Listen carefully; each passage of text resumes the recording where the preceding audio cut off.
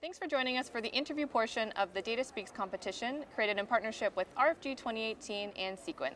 I'm Nicole Doucette, a Science Communication Specialist at Sequent, and I'm joined today by Ryan from the University of British Columbia. So, welcome. Thank you. Yeah. And so your original abstract title was Mineralogical Reaction Modeling of Partial Extractions in Geochemical Samples. So what is your revised non-specialist abstract title? So because I love food and my work involves mixing soils with a lot of liquids, I changed it to dirt soup. It's all in the recipe. Love that. And so what question are you trying to answer? I'll give a bit of background information first. So a lot of the mineral deposits that have been discovered in Canada have been discovered in locations where there's exposed rock. And so in a country like Canada, where there's been glaciations in the past 13,000 years, a lot of that available rock has been buried under gravels and soil materials that were left behind by those glaciers.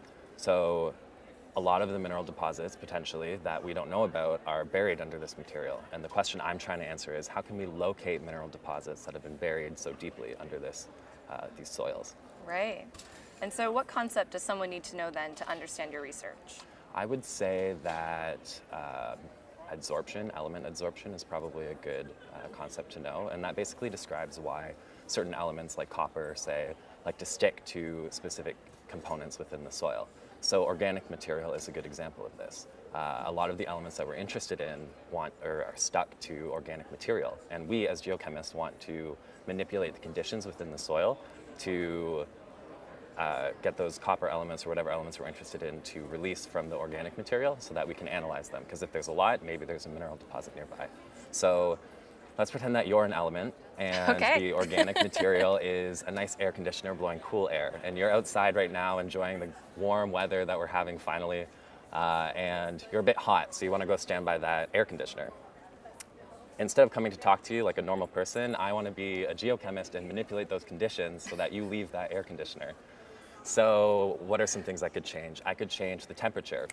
Right. Now it's cold, and you don't want to be by the air conditioner if it's like winter, so you're going to move away. I could add something to the air. Now it smells like rotten eggs, so you don't want to stand by the air conditioner because it smells bad, so you're going to walk away. Another thing I could do is I could send someone to steal your spot, so now there's no more space for you, so you have to leave. And then you can come and tell me about the restaurant you just went to, aka the mineral deposit. Okay, awesome. Thanks for sharing that. Okay. And so what role does data play in your research? Well, without data, there is no research, really. Yeah.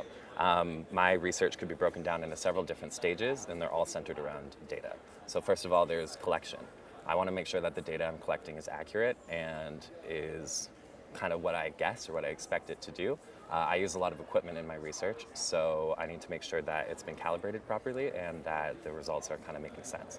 Then I have to take that data and have to process it. And that can, unfortunately, the data is not always perfectly usable as it is. And so that can involve just going through it and removing any values that are obviously errors, or just copying and pasting it from a row into a column so that I can just make a nice graph out of it. But I have to make sure that when I'm processing the data, I'm not changing the results in any way from what they were originally. And then I have to interpret it. And so that's where I start getting the answers. And everything that I've done in my processing and my collecting goes towards the interpretation of the data, which is essentially what the data is for. Great. And so why is it important for you to share your data and your research with the world?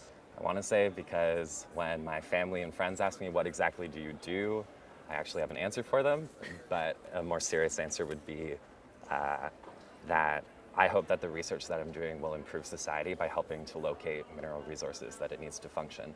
And so if I can't communicate the research that I'm doing to the target group that it's meant for, then the utility of it is reduced a lot. And people can have such great ideas about your work, especially when they can be creative because they're not bound by that traditional education that I might have, so they might suggest something that I've never thought of. What else? It also can broaden the impact of the research. So I'm talking about it in a mineral exploration kind of setting, but I know that it has applications in environmental fields as well. And maybe someone in a completely different field who doesn't actually use the method hears it described in non-technical jargon, and they might have an aha moment and think of a way to kind of broaden the impact of the research. And so communicating the data really gives it life beyond the lab and makes the research all the better for it. Great. Well, thanks for joining us today, Ryan. Thank you for having me. Of course. So once again, this is the Data Speaks competition at RFG 2018, created in partnership with Sequent. You can watch all the videos on YouTube or Twitter, #CDataSpeak.